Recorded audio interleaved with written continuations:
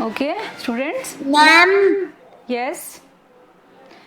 Now we are going to read chapter 6, the climate and seasons. ठीक है, हम इस चैप्टर में क्लाइमेट और डिफरेंट सीजन्स के बारे में पढ़ेंगे. The weather condition of a place over a long period of time constitute its climate. यानी सबसे पहले हमें इस चैप्टर को पढ़ने से पहले हमें क्लाइमेट के बारे में पता होना चाहिए कि क्लाइमेट होता क्या है. यानी वेदर कंडीशन, ठीक है, weather condition of a place, किसी भी प्लेस की वेदर कंडीशन जो कि लॉन्ग पीरियड टाइम के लिए वहां पे रहती है, वो उस जगह का क्लाइमेट होती है. ठीक है. Temperature, rainfall and wind direction influence the climate of a place. अब क्या क्या चीजें हैं उस जगह के क्लाइमेट को इन्फ्लुएंस करेंगी, मतलब किस किस चीज का फर्क पड़ेगा वहां के क्लाइमेट से. तो क्या क्या चीजें इन्फ्लुएंस करेंगी. टेम्परेचर है, विंड डायरेक्शन है, रेनफॉल है वहां पे, वो सारी चीजें उस क्लाइमेट को फर्क पड़ेगी कि कितनी बारिश होती है, कितना टेम्परेचर रहता है, वो हॉट एरिया या कोल्ड एरिया, ये सारी चीजें भी इफेक्ट करेंगी. There is wide variation in climatic condition. अब देखो इन क्लाइमेटिक कंडीशन के अंदर भी बहुत सारी वेरिएशन है, different different. The northern state of Jammu and Kashmir and the Himalaya region experiences snowfall in the winter months and the temperature dips below freezing point. जो northern part है ना, जम्मू कश्मीर का जो नॉर्दर्न पार्ट है और जो Himalaya reason है, वहां पे विंटर में स्नोफॉल होती है तो टेम्परेचर इतना डाउन चला जाता है कि एकदम फ्रीजिंग पॉइंट पे आ जाता है, फ्रीज होने लग जाती हैं. In southern India, the temperature can rise up to 45.5 degree. और कंपैरेटिवली जो सर्दर्न पार्ट है उसमें क्या होता है, जो टेम्परेचर है राइज कर जाता है, 45.5 डिग्री तक चला जाता है समर में. अब देखिए नॉर्दर्न में और सर्दर्न में कितना फर्क है. नॉर्दर्न में इतना टेम्परेचर लो हो जाता है कि एकदम ही फ्रीजिंग पॉइंट तक आ जाता है, और सर्दर्न पार्ट में इतना गर्म हो जाता है बहुत कि टेम्परेचर 40.5 तक चला जाता है.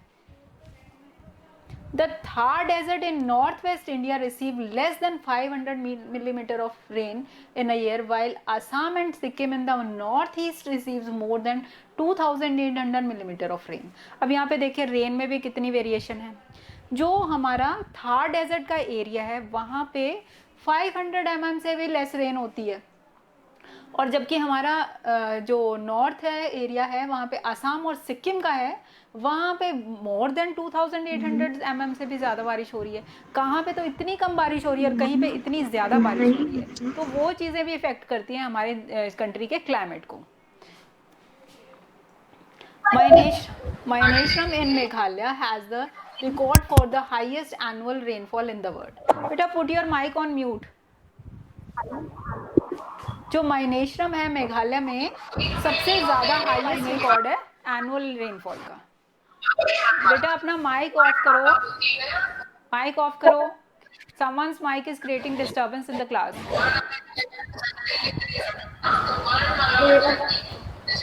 मैम की ख्याति के माइक से हो रहा है. ख्याति put your mic on mute बेटा. Put your mic on mute. It's create disturbance in the class. Maheneshram in Meghalaya has a record for the highest annual rainfall in the world. 11,872. देखो माइनेश्रम जो कि मेघालय में है वहाँ पे एनुअल रिकॉर्ड है highest rainfall का. ठीक है, वर्ल्ड में हाईएस्ट रेनफॉल का रिकॉर्ड है 11,872 mm. अब और भी कुछ फैक्टर्स हैं जो क्लाइमेट को इफेक्ट करते हैं. तो then there are several factors that effect the climate of a region. अब कौन कौन से फैक्टर हैं जो क्लाइमेट को इफेक्ट करते हैं. The location of a particular region, places in the mountains and hill experiences a cool climate for most part of the year. यानी आपकी लोकेशन भी बहुत इफेक्ट करती है कि आप किस एरिया में लोकेट करते हैं. अगर आप माउंटेन रीजन की तरफ रहते हो तो ऑब्वियसली आपके वहाँ पे मौसम है जो बहुत अच्छा रहेगा, ठंडा रहेगा कंपैरेटिवली. जो प्लेन्स में है, प्लेन्स गर्म रहते हैं. तो यहाँ पे हिल्स और माउंटेन्स के एरिया हैं जो पूरे साल लगभग वहाँ पे क्लाइमेट मोस्टली कूल रहता है. Coastal areas experiences very little fluctuation in temperatures throughout the year. और जो कोस्टल एरियाज़ हैं, जो सी कोस्ट से कनेक्टेड एरियाज़ हैं, वहाँ पे कुछ लिटिल फ्लक्चुएशन होती रहती है, ऊपर नीचे होता रहता है टेम्परेचर के अंदर। Places located in the plains experiences hot summer and cool winter. अब जो प्लेन्स के एरियाज़ हैं वहाँ पे क्या होगा, जो आपके मतलब समर हैं वो हॉट होंगे और विंटर है कूल होंगी। तो देखिए कितनी वेरिएशन है। माउंटेन्स एरिया हैं वो आपके almost through out the year पूरे कूल रहेंगे, और जो आपके कोस्टल एरियाज़ हैं उसमें कुछ फ्लक्चुएशन होगी, ऊपर नीचे होता रहेगा। लेकिन जो आपके प्लेन्स के एरिया हैं वो गर्मियों में बहुत गर्म और सर्दियों में बहुत ठंडे होंगे। तो कितना वेरिएशन है आपका जिस क्लाइमेट की, ये सारी चीज़ें इफेक्ट करती हैं। The temperature, direction of the wind and the rainfall. अब देखिए टेम्परेचर भी इफेक्ट करता है क्लाइमेट पे, विंड की डायरेक्शन क्या है और बारिश कितनी हुई है, ये सारी चीज़ें ऑब्वियसली इफेक्ट करेंगे कि क्लाइमेट पे अगर बारिश अच्छी होगी तो क्लाइमेट अच्छा होगा, ठंडा रहेगा। और अगर विंड की डायरेक्शन आपकी भी है कि किधर की तरफ हवाएं चल रही हैं, क्योंकि वही फिर मानसून विंड्स को लेके आएंगे ना आपके पर।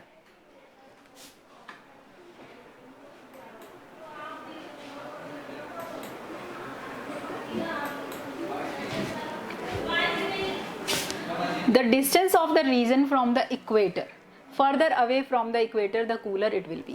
अब एक और रीजन है डिस्टेंट फ्रॉम द इक्वेटर। अब इक्वेटर एरियाज आपको पता है, जो भी एरियाज इक्वेटर के पास हैं वो हॉट होते हैं। क्यों हॉट होते हैं? क्योंकि सनरेज हैं जो इक्वेटर के पास स्ट्रेट पड़ती हैं। जब इक्वेटर पे सनरेज पड़ती हैं, लेकिन जो पोल्स की तरफ एरियाज चले जाते हैं इक्वेटर से दूर हैं, वो वहाँ पे सनरेज स्लांटिंग हो जाती है। तो स्लांटिंग रेज जो सनरेज हैं वो कंपैरेटिवली डायरेक्ट से कम गर्म होती हैं। डायरेक्ट रेज ज़्यादा हॉट रिलीज करती हैं और जबकि स्लांटिंग नहीं करती हैं। तो अगर ये भी इफेक्ट करता है कि आपका एरिया इक्वेटर से कितनी दूर है, जितनी दूर होगा उतना ठंडा होगा, जितना पास होगा उतना गर्म होता जाएगा। The climate in India is influenced by the south west monsoon wind.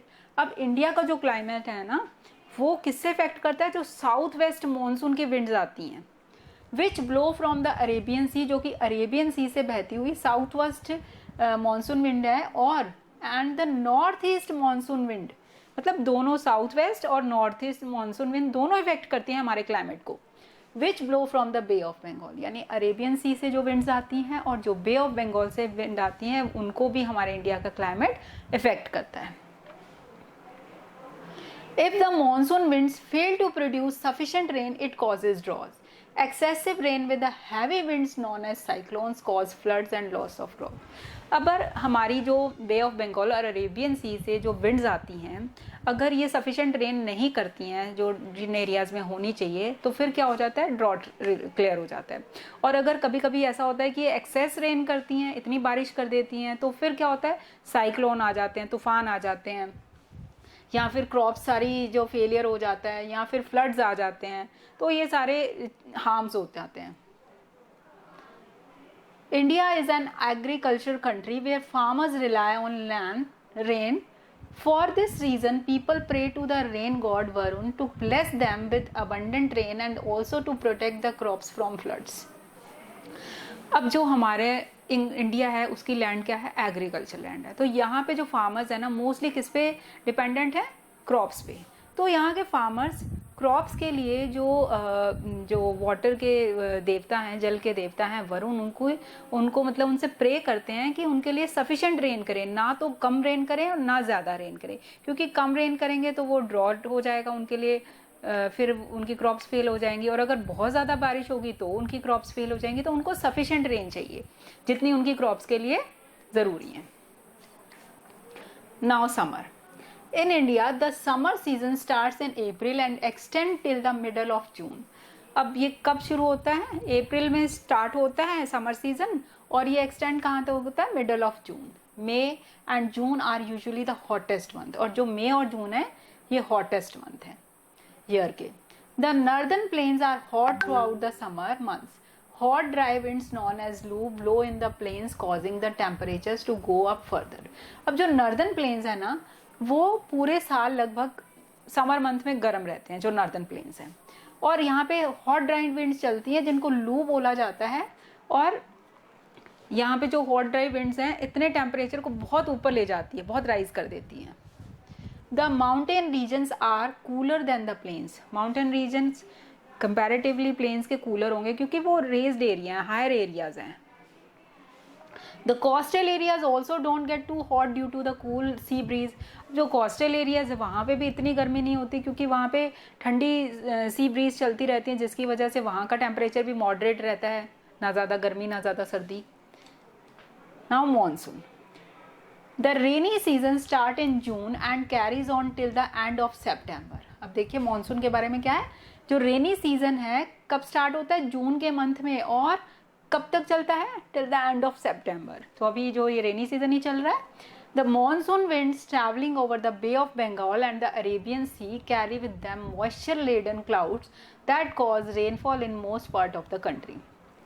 अब हमारे इंडिया के एक तरफ बे ऑफ बंगाल है, एक तरफ अरेबियन सी है, तो इनके ऊपर से जो मॉनसून विंड है ना, मतलब क्लाउड्स, अब मतलब वहाँ से जो मॉइस्चर से भरे हुए क्लाउड्स लेके डिफरेंट पार्ट्स, इंडिया के डिफरेंट पार्ट्स में बारिश करती हैं.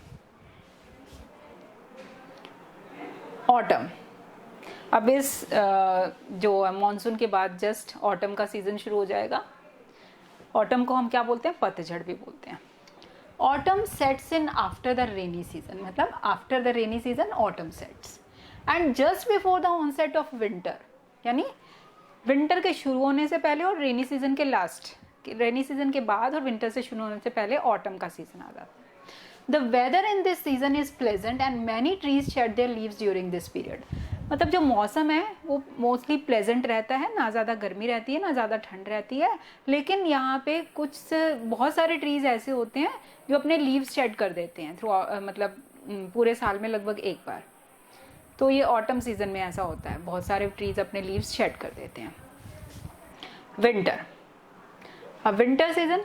The winter season usually last from November till February. अब नवंबर से स्टार्ट होगा और ये फरवरी तक एक्सटेंड हो जाएगा, इतने फरवरी तक चलता है ये. During this time the days are short and the nights are long. अब विंटर सीजन में क्या होगा, जो डेज तो शॉर्ट लगेंगे आपको, टाइम वैसे उतना ही होता है लेकिन जल्दी सनसेट हो जाता है, और नाइट्स लंबी लगती हैं. The temperature are very low in the northern parts of India and in the desert. अब डेजर्ट और नॉर्दर्न पार्ट है, जो प्लेन्स वाला एरिया है वहाँ पे टेम्परेचर बहुत लो हो जाता है, और डेजर्ट एरिया में सैंड की वजह से लो हो जाता है, क्योंकि सैंड है बहुत जल्दी गर्म हो जाती है और बहुत जल्दी ठंडी हो जाती है, जिसकी वजह से. It is however not so cold in the southern and coastal part of India. जबकि जो सदर्न और कोस्टल पार्ट है वहाँ पे इतनी ठंड नहीं रहती कंपैरेटिवली नॉर्दर्न और डेजर्ट एरिया के. Spring. This season experiences very pleasant temperature. Spring season में सबसे अच्छा टेम्परेचर होता है, बहुत सारा, मतलब आपको बहुत सारे फूल खिले हुए मिलेंगे, तो स्प्रिंग सीजन इसको ब्लॉसमिंग सीजन भी बोला जाता है. Flowers bloom and many plants bear new leaves during this time. तो फूल खिल जाते हैं बहुत सारे, मतलब जैसे कि चारों तरफ आपको नए लीव्स और प्लांट्स दिखते हैं. Most part of India experiences spring during February and March. और इंडिया के ज़्यादातर पार्ट्स में फरवरी और मार्च में स्प्रिंग सीजन आ जाता है. अब यहाँ पे देखिए कुछ चार्ट के थ्रू हम इसको सीजन्स को समझेंगे. देखिए ये स्नोमैन बना हुआ है, तो ये आपके विंटर मंथ्स हैं, ठीक है. ये आपके ब्लॉसमिंग मंथ्स हैं जिसमें आपका स्प्रिंग सीजन आता है, फिर आपका समर सीजन आ गया है, फिर देखिए यहाँ पे क्लाउड भी आ गए हैं साथ साथ में, और फिर जुलाई और अगस्त आपका जो है मॉनसून सीजन आ गया है. फिर ये देखिए लीव शेड हो रहे हैं ना, तो ये क्या दिखा रहे हैं, ये ऑटम सीजन दिखा रहे हैं. तो ये देखिए ऑटम सीजन यहाँ तक एक्सटेंड हो रहा है और हाफ में यहाँ पे लास्ट में आके विंटर आ गया है. फिर ये देखिए स्नोमैन बने हुए हैं, तो ये विंटर सीजन शो कर रहा है. तो इस चार्ट के थ्रू आपके डिफरेंट सीजन्स बताए हैं कि हर एक सीजन मतलब मोस्टली 3 से 4 मंथ्स का है जो हर सीजन है. जो हमारे 4 सीजन्स हैं, spring summer autumn winter, monsoon है, ऑटम, ये सारे सीजन्स हैं. अब यहाँ पे देखिए मेजरिंग टेम्परेचर. तो टेम्परेचर को हम सेल्सियस और फ़ारेनहाइट दोनों में कन्वर्ट कर सकते हैं. तो सेल्सियस निकालने के लिए हम क्या करेंगे, जो भी जितना भी डिग्री का निकालना होगा उसमें से 5/9 से उसको मल्टीप्लाई करके उसमें से हम 32 माइनस करेंगे. और अगर हमें फ़ारेनहाइट निकालना है तब हम क्या करेंगे, जितना भी हमारा जो सेंटीग्रेड होगा जो सेल्सियस टेम्परेचर दिया होगा हमको उसको 9/5 से मल्टीप्लाई करके उसमें 32 प्लस करेंगे। तो इस तरह से हम किसी भी जो है डिग्री का फ़ारेनहाइट और सेल्सियस को उसको कन्वर्ट कर सकते हैं फ़ारेनहाइट और सेल्सियस में। तो ये चैप्टर होप आपको क्लियर हो गया सबको, ठीक है। इजी था काफ़ी चैप्टर, जिसमें हमने अपने सीजन्स के बारे में पढ़ा जो आपको नॉर्मली पता ही है, spring, summer, autumn, monsoon, rainy, winter. तो this chapter is clear to all, okay. Yes, ma'am. Yes, ma'am.